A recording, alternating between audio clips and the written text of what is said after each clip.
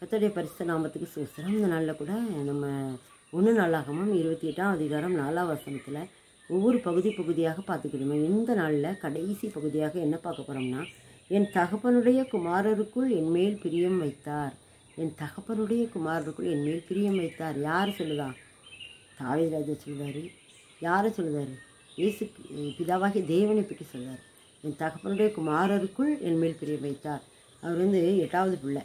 ஆனால் அம்மா அப்பா அவர் மேலே பிரிய வைக்கலை. அவர் ஆடு மேய்க்க அனுப்பிடுவாங்க. இப்போது சாமுவேல் தீர்க்கதரிசி ஆண்டவர் இஸ்ரவேல் மேல் ராஜாவாக அபிஷேகம் பண்ணுறதுக்கு இப்போ ஈசாயின் குமாரில் ஒருவனை போய் அபிஷேகம் பண்ணுன்னு சொல்லிடுவார். சாமுவேல் தீர்க்கதரிசி வந்துட்டு பார்ப்பாரு. அங்கே எல்லோரும் இருப்பாங்க.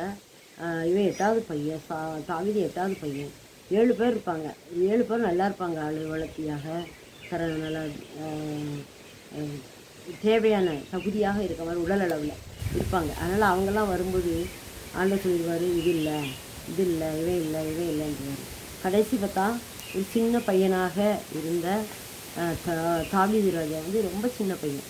அவனை என்ன செய்யுங்க, அவனை போய் அபிஷேகம் பண்ணு அப்படிம்பாரு சாமுவேல் தீர்க்கதரிசியை. இவர் நினைப்பார் சின்ன பையனாக இருக்கானு.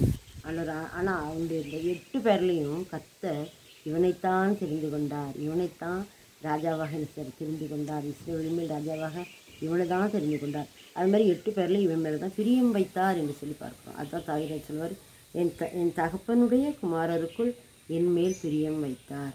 8 குமாரர் இருந்தாலும் கூட அந்த 8வது பையனாக தாவீது இருந்தார். அவர் மேலே கர்த்தர் பிரியம் வைத்து அவனை அபிஷேகம் பண்ணி அவனை உயர்த்தி ராஜாவாக்கி கனப்படுத்தி மகிமையினால் கணக்கினால் அவனை முடிசூட்டி தனக்கு பிரியமான குமாரன் என்று சொல்லுவார். எனக்கு பிரியமானவன் என்று சொல்லுவார். என் தகப்பனுடைய குமாரர்கள் என் மேல் பிரியம் வைத்த அந்த வார்த்தையும் நிறைவேற்றினாரே. ஆமென்.